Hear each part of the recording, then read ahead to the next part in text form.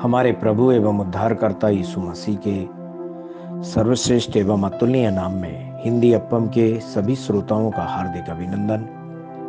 आज दिनांक 19 दिसंबर दिन शनिवार सन 2020 का मनन के लिए पाठ। आज का शीर्षक है चौकस रहो।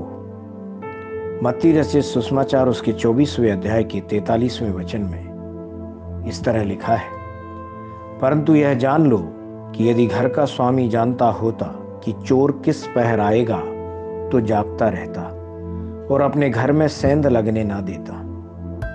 अजीजों, पवित्र शास्त्र बार बार लोगों को सतर्क रहने के लिए परामर्श दे रहा है। चूंकि चोर के रूप में कोई आने वाला है, इसलिए सावधान रहना हर एक के लिए आवश्यक हो जाता है। चूंकि दुश्मन एक गरजते हुए सिंह की तरह चारों ओर है कि किसे फाड़ खाए, इसलिए सतर्क होना आवश्यक है। सूर्योदय को देखने के लिए समय पर पहुंचने के इरादे से सुबह सुबह एक परिवार केप केमोरिन की ओर काफी तेज गति में यात्रा कर रहा था। चूंकि थका हुआ चालक एक सेकंड के कुछ पल के लिए सो गया, इसलिए एक बड़ा हादसा हुआ और परिवार के सभी सदस्यों की मौके पर ही मौत हो गई। कार चलाने के दौरान चालक का सतर्कता ना बरतना ही दुर्घटना का कारण था।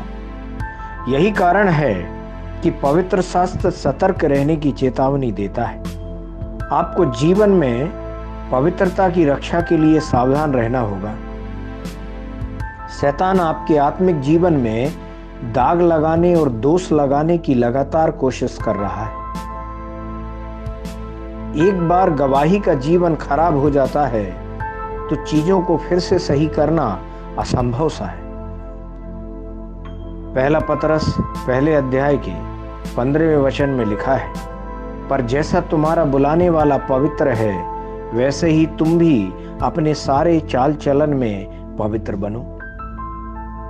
एक पासवान ने एक बड़ा आत्मिक चर्च तैयार किया। यह अच्छी तरह से विकसित हुआ और कुछ वर्षों में ही नाम और प्रसिद्धि हासिल की। लेकिन पासवान अपने निजी जीवन में पवित्रता की रक्षा करने में विफल रहा और एक अवैध संबंध के चलते उसने अपनी पवित्रता खो दी। अंत में उसे वहां के पासवान पद से बर्खास्त कर दिया गया और जिसने कई वर्षों तक चर्च को बढ़ाने में मदद की थी, वह वहां प्रचार करने के भी अयोग्य ठहराया गया। उसकी स्थिति बहुत दयनीय हो गई। इसलिए आत्मिक जीवन में एक व्यक्ति को सतर्क रहना चाहिए। पवित्र शास्त्र कहता है, पहला पतरस 5वें अध्याय के 8वें वचन के अनुसार, सचेत हो और जागते रहो, क्योंकि तुम्हारा विरोधी शैतान गरजने वाले सिंह के समान इस खोज में रहता है कि किसको फाड़ खाए। प्रार्थना में भी सतर्क रहें। कभी भी प्रार्थना पूर्ण जीवन से घृणा ना करें। यीशु ने कहा, इसलिए जागते रहो और हर समय प्रार्थना करते रहो कि तुम इन सब आने वाली घटनाओं से बचने और मनुष्य के पुत्र के सामने खड़े होने के योग्य बनो। लूका रचित सुसमाचार 21वें अध्याय के 36वें वचन में इस तरह लिखा है, परमेश्वर के प्यारे बच्चों, सतर्कता भरा जीवन ही विजयी जीवन होगा। अगर आप सावधान रहते हैं तो शैतान आपके करीब नहीं आ सकता।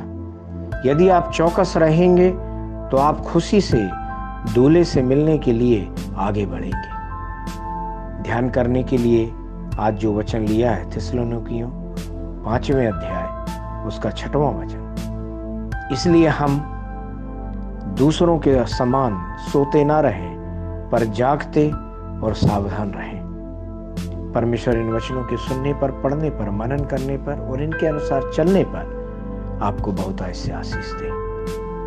समय कम है और समय बुरा है।